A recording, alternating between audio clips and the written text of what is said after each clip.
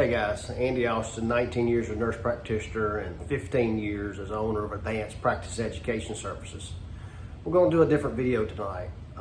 We've had a lot of people over the years ask me, reach out to me, and you see it on social media all the time. Colleagues are wanting to have a side business, have a side gig, and they're asking for different inputs and ideas and stuff like that. So this video, we're going to talk about some of those things that helped me grow my business. We've been an extremely blessed business, Advanced Practice Education Services. We've been in business for 15 years. We've trained more NPs and anybody else in the country on how to do joint and trigger point injection procedures. Physician assistants, physicians from all across the country and Canada and other countries have come and to our program. It's just been a blessing. It's been awesome. And you can do something similar, no doubt about it. We've done the online training. We've trained people from all around the world. You would be amazed at different countries, and it's just been a humbling, awesome experience. And for those of you who may have used our services or attended our classes, I want to say thank you. Thank you for trusting us with your learning. There's a lot of options out there, and we always try to do the right way. And so you can do that with your business. And so I just saw so many comments online and questions online from colleagues, and we just said, hey, we'll just put this out, and if people watch it, great. I hope they learn something, and if they don't, well, they don't, So I'm talking really to anybody, but specifically for nurse practitioners and physician assistants. I mean, and we're colleagues, we're friends, we're all on the same team trying to help people, and you have incredible amount of talent and gift that you could use to make not only your patients' lives better, but your life better by a side business. No doubt. I've met thousands of colleagues over the 15 years, and I can just say that it's an awesome group of people that I've been blessed to be a part of. And so let's get to your situation. Obviously, you're watching this video and you're thinking about, or you're having that tug on figuring out, I want to do something. I want to do something on my own, and that's a good thing. That's a real good thing. That's what I had. It was an uneasiness and unsettledness that I felt like I could do more. And so the first thing you have to ask yourself when you're thinking about a business and how you're going to get it to be successful, right? I mean, that's what we're all wanting to do, have a successful business, and be able to measure success, along the way. Because first thing, having your own business is difficult. It's difficult and time consuming, but it's your passion. And if you pick your passion, it's all worth it. It's just weird. That Simon Sinek, he's a British author and wrote a bunch of books and stuff. And he had a great quote. He says, using all your energy and all your attention and all your focus on something you don't care about is called stress. And using the same focus and the same energy and the same time on something you do care about, that's called passion, right? And I saw that a long time ago, and it's always stuck with me.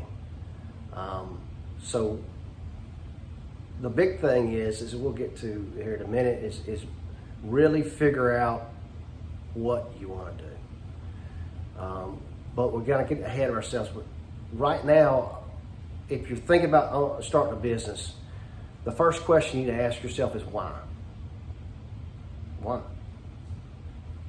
You're comfortable. You're probably making a good living. Why?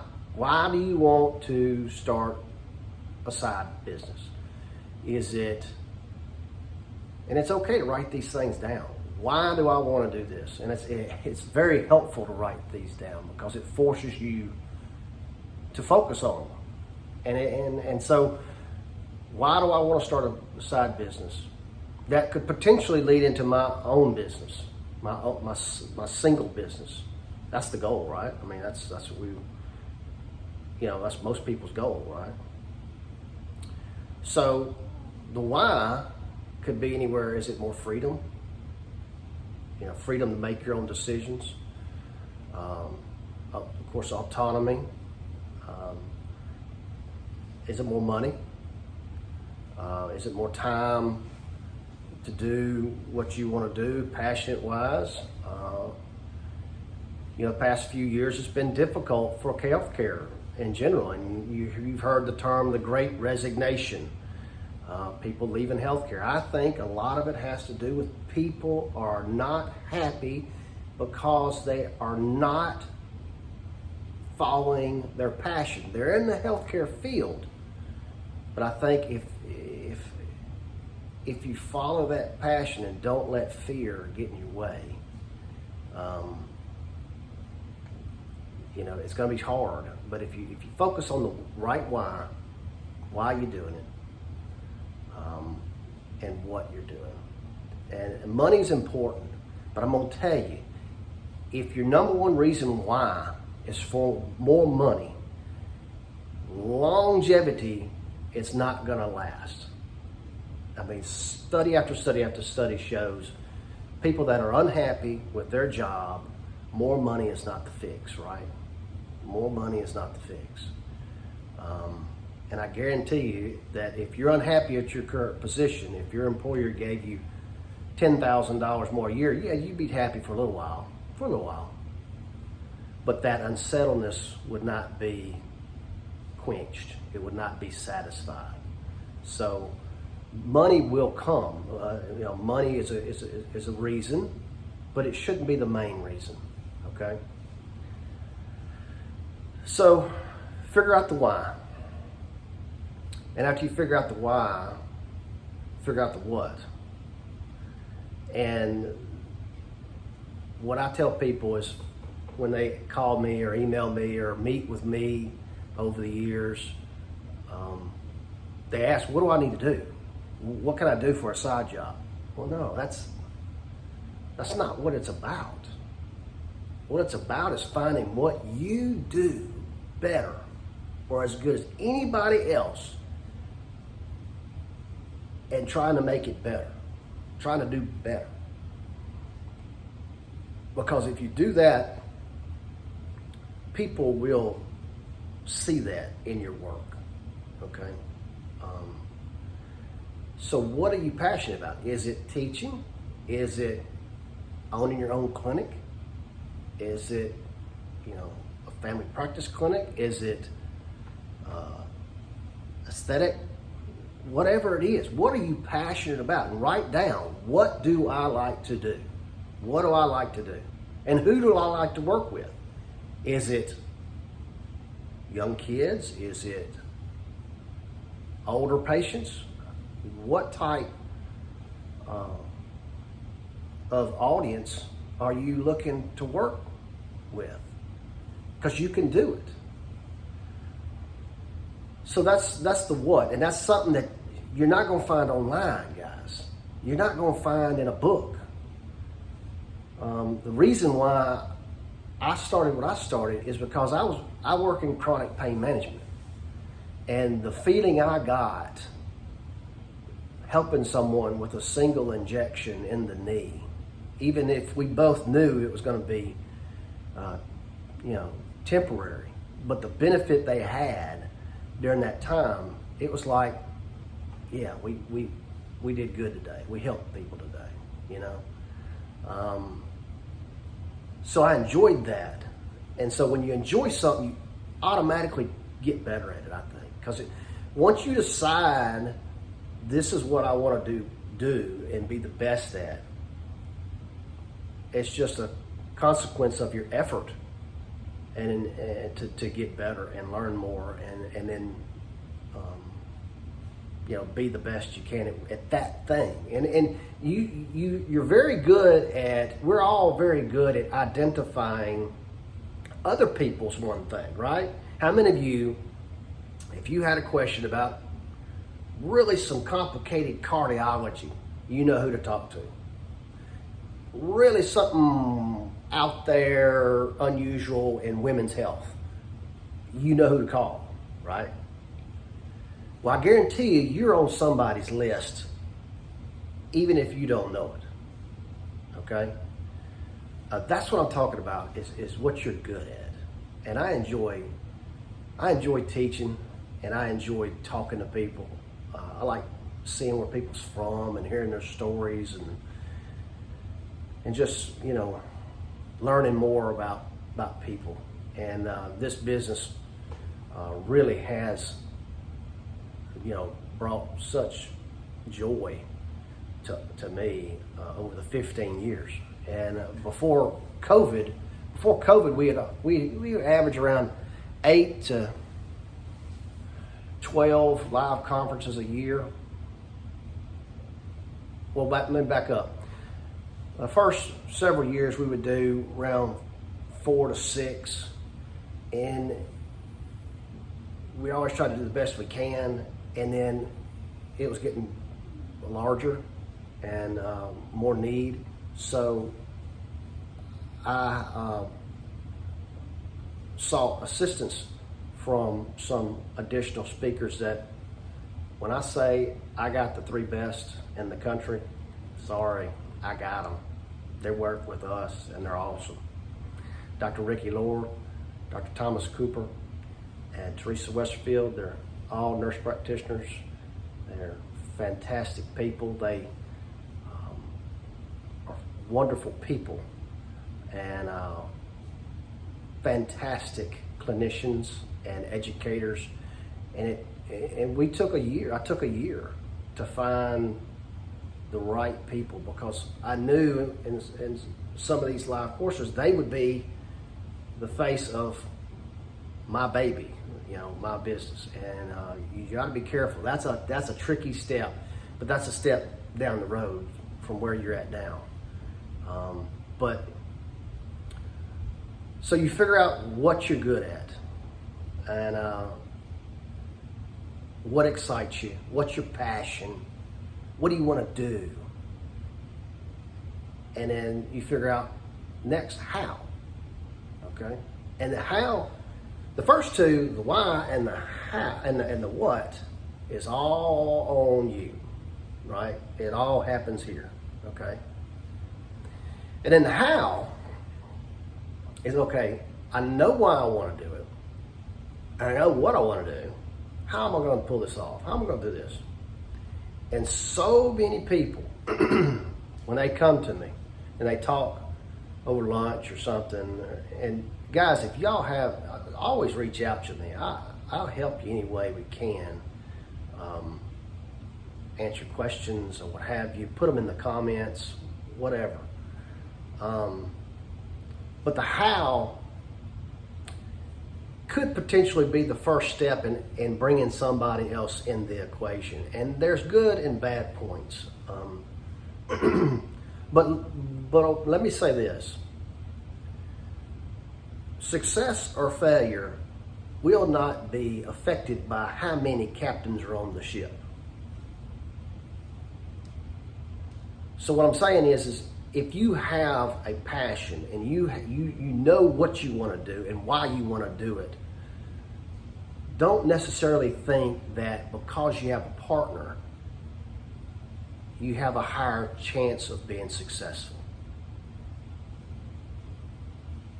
And I don't want to upset people, because partners are good. They're good. You share the load a lot of times. And some what you're doing for is helpful. It's ideal. And man, when you get that right partner, it's like, awesome. But then there's also, I've had people over the years, that maybe partnership is not the way to go. Because the what and the why have got to be the same in partnerships. You got to have the same why and the same what in partnerships, or else it won't matter. It won't work. It won't work. You know. And then, you know, it just then it turns into something beautiful and hopeful and passionate to,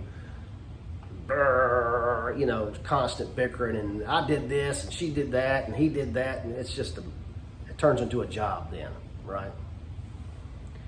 So I'm not anti-partnerships, but be careful. Don't let fear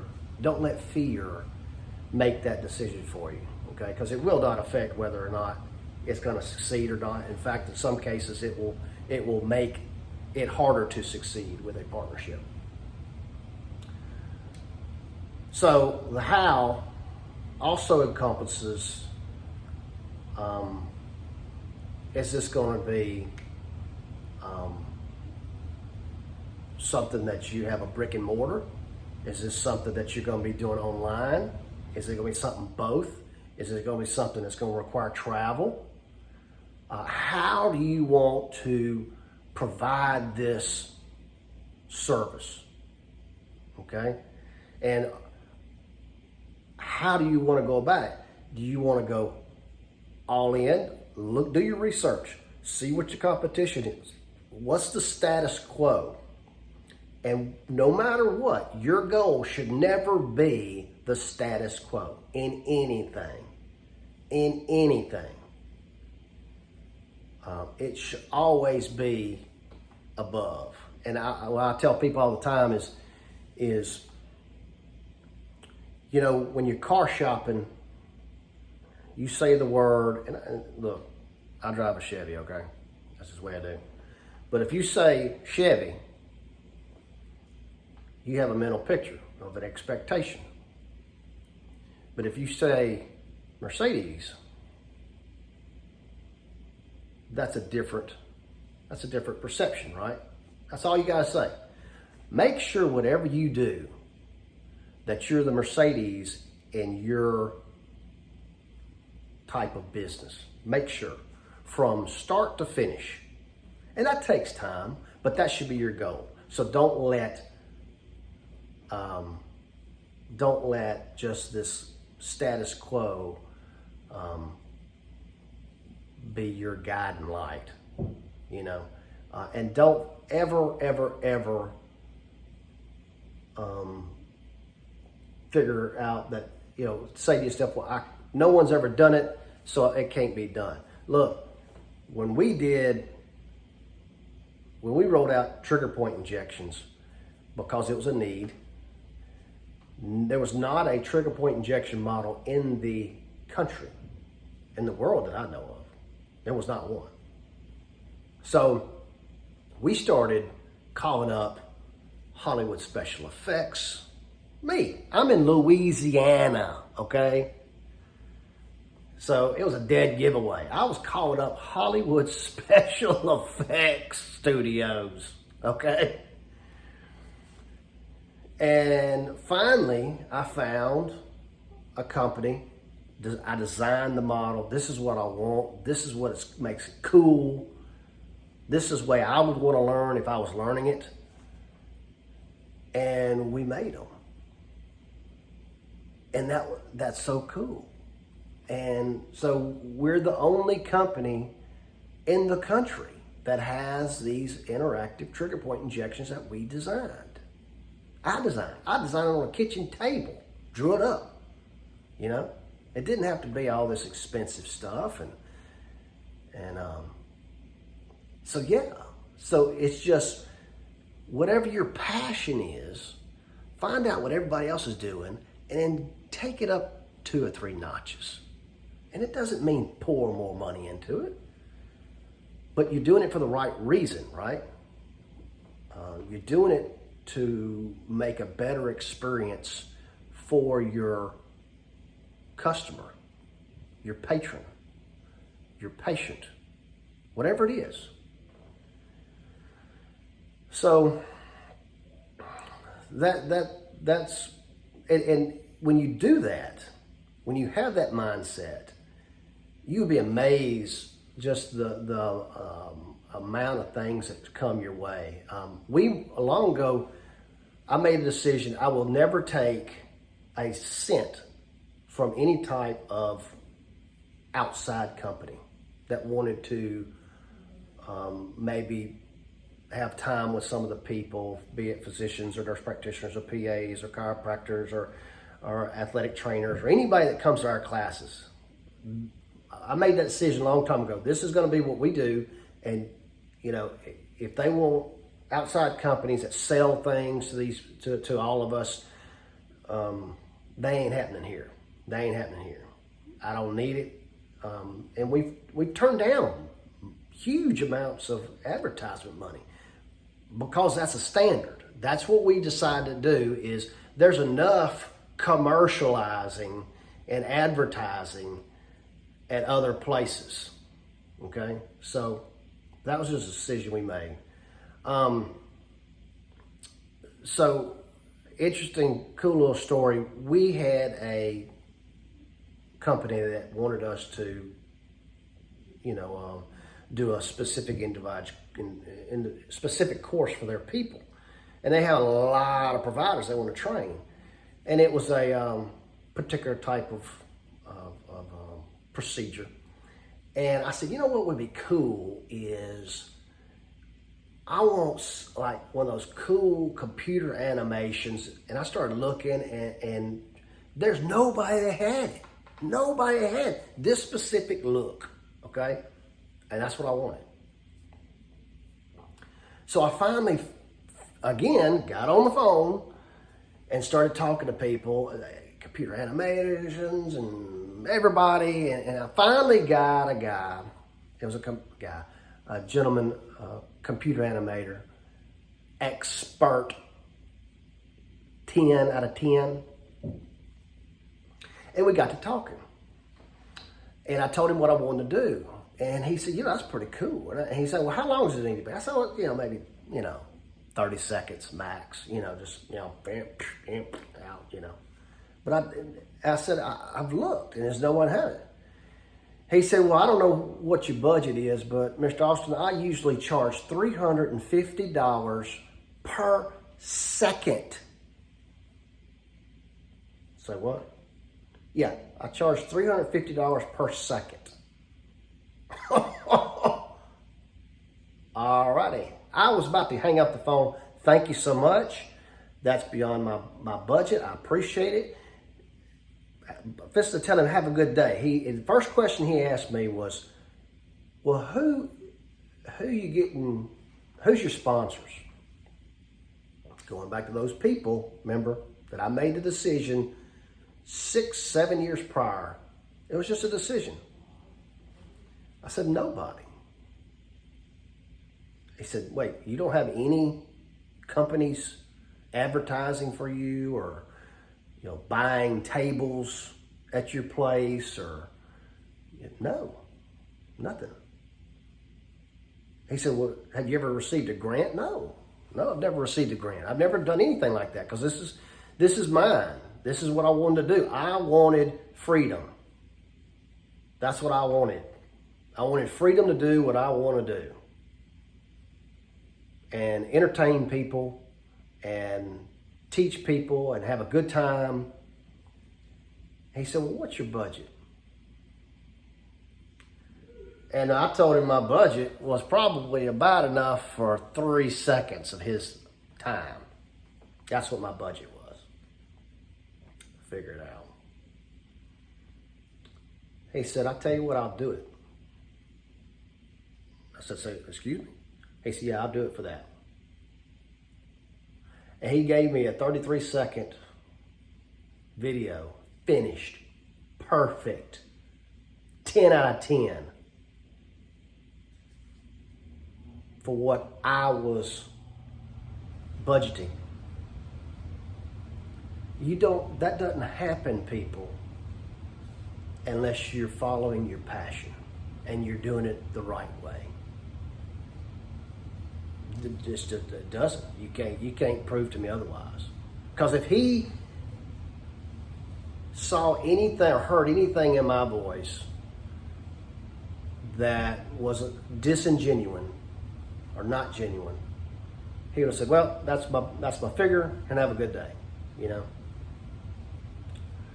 So what I'm saying that the story is, when you're going through these, when you figure out the why and the what and the how, and you're going through this, it's going to be hard. It's going to be hard. It's going to be difficult. But if it's the right why and what, it's not as difficult as if you was to do something else that wasn't your passion, right? And then you're going to start seeing little bitty droplets of positive reinforcement. And that was a big one for me. That was a big one for me. And that's why I say, when you figure out what you want to do and why you want to do it, you figure out then when. Because don't get in a hurry. Don't get in a hurry. The old carpenter's motto, measure twice, cut once. Same thing. But you're going to make mistakes. This video for me might be a mistake. I don't know. You know? But you're going to make mistakes. And that's okay. But make sure you have your ducks in a row, so to speak. Make sure you have your home, your support system, your family on board.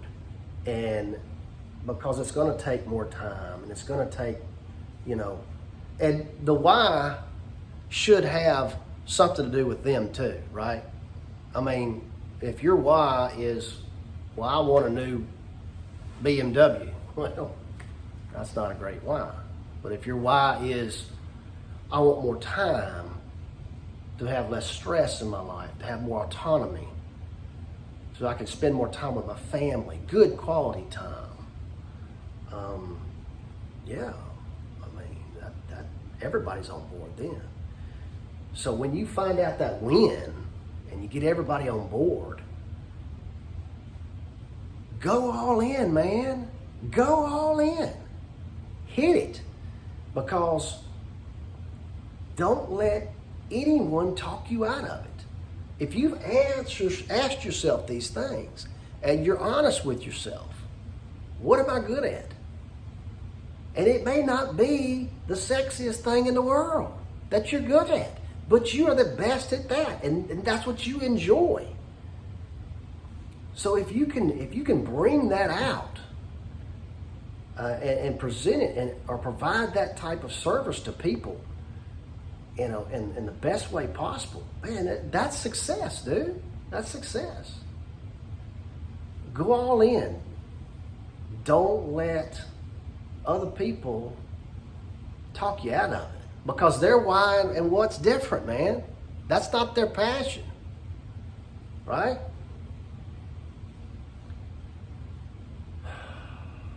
Well, I don't know if anybody's going to watch this or not, and that's okay. For the ones that do watch it, I hope you enjoyed it. I hope this kind of helps you, because whenever I started, I was on, you know, I'm figuring a lot of this on my own with the help of my family and friends.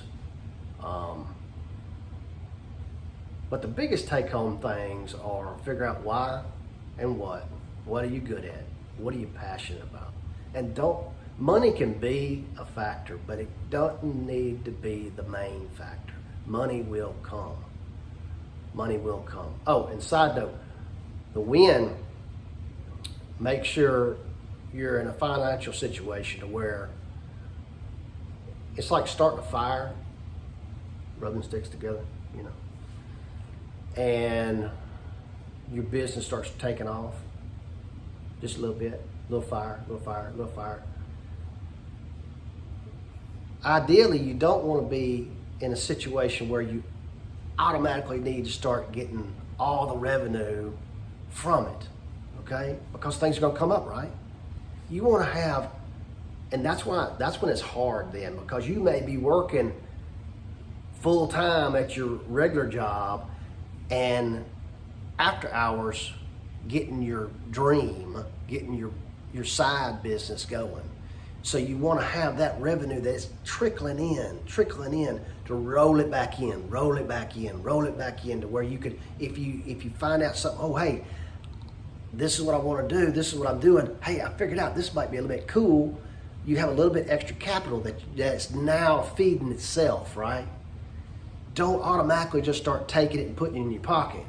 Don't do that, man. Don't do that, because so many people, that's how they get in trouble. I didn't collect a dime first 3.5 to 4 years of my business. Didn't.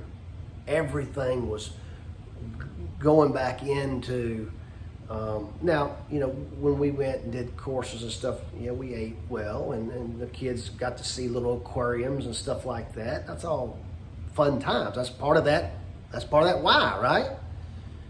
But as far as, taking huge chunks of the capital out of the business, no, roll it back in, man. Let that thing grow. Let it build.